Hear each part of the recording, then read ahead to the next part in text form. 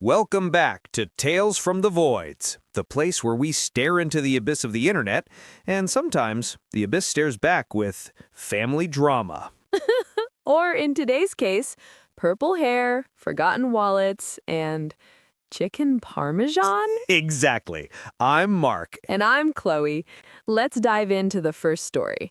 This one comes from Am I the Asshole? And let's just say petty revenge is a dish best served at a five-star restaurant.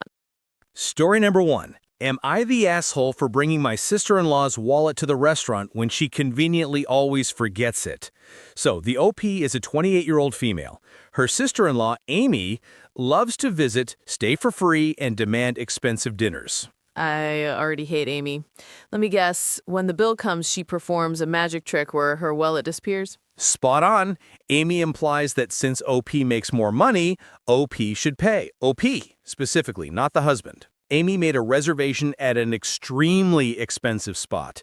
Before leaving, OP told her clearly, "I am not paying for you." But as they were leaving, Amy and the husband went to the car. OP pretended she forgot something, ran back inside, and found Amy's wallet sitting right on her suitcase. Ooh, I know where this is going. Please tell me she took it. She absolutely did. She channeled her inner sitcom villain. She put the wallet in her purse and went to dinner. Fast forward to the end of the meal, OP asks for separate bills. Amy immediately protests, saying no, one bill, because, surprise, she forgot her wallet. The trap is set. OP reaches into her bag and pulls out Amy's wallet. She asks, "This wallet?" Amy was furious. She said OP shouldn't have touched her property. That is gold. Imagine the look on her face. You can't claim you forgot it when it's literally being handed to you. Was she the asshole? Absolutely not. That is justice. There is an update. Apparently, the husband has been conditioned his whole life to pay for the women in his family because they cry poverty while scamming him. But after seeing the Reddit comments and Amy calling OP to yell at her for bad-mouthing her, the husband finally woke up. Thank God. It takes a village or a subreddit to break a cycle of toxicity. Amy actually commented on the post, complaining that OP treats her own sisters to dinner, so why not her? OP shut that down, noting her sisters are working students, not moochers. Amy is now banned from visiting for a long while. All right, moving on to story 2. This one involves a mother-in-law from hell. The title is, Did I Really Overreact When I Walked Out of the Airport? Walking out of the airport, that is a nuclear option. What happened? OP, a 30-year-old female, has a mill who copies everything she does. She even dyed her hair purple to match OP. Anyway, OP saved up for a big international trip with her husband. Mill threw a tantrum because she wasn't invited. Wait, she wanted to crash their romantic vacation? And let me guess, the husband has a spine made of jelly. Initially, no. He told Mill she couldn't come. Or so OP thought. Day of the trip, they get to the airport. Husband is acting weird, looking around, and there, in the waiting area, stands Mill with her luggage. He had booked her a ticket behind OP's back. OP froze, saw them hugging, and just turned around and walked out. Yes, finally, someone who actually enforces a boundary. The husband chased her, shouting that she was ruining the trip and, "Mom is here anyway, just let it go." OP told him he and his mom could go on their honeymoon together, and she went home. Standing ovation. That man deceived her on a massive scale. You don't ambush your spouse with a purple-haired mother-in-law at the departure gate. She went home, cried into her dog's fur, and the husband later came back raging that she ruined the trip. Even her family told her she should have just sucked it up. Her family is wrong. The husband is manipulative. He banked on the fact that she wouldn't make a scene in public. He gambled and lost. Enjoy the staycation with the dog, OP.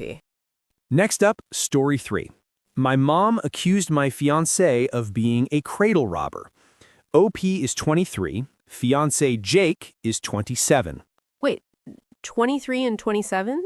That's 4 years. That is a completely normal age gap. What is the mom on? Right?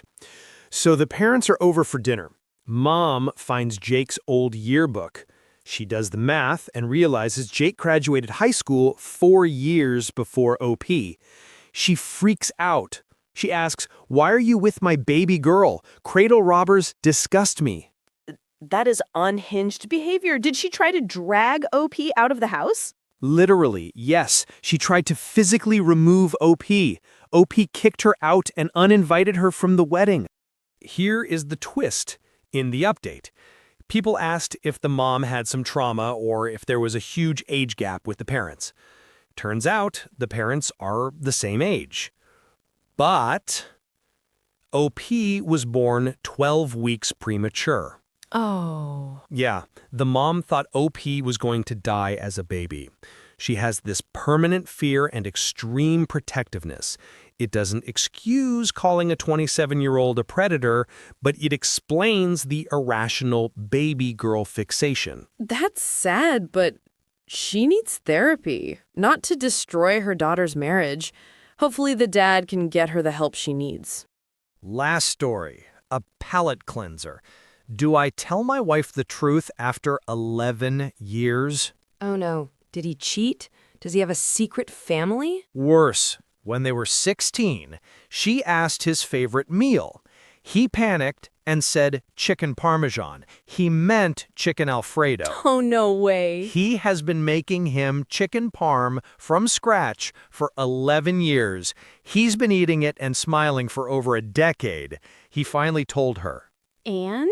She laughed harder than he'd ever seen her laugh. It's now their forever inside joke. No divorce, just Alfredo from now on. That is the kind of wholesome content I needed after the purple-haired airport ambush. That's it for this episode of Tales from the Voids. Remember, if you're going to lie to your spouse, make sure it's about pasta and not secret airport rendezvous. And check your wallets before you leave the house. See you next time.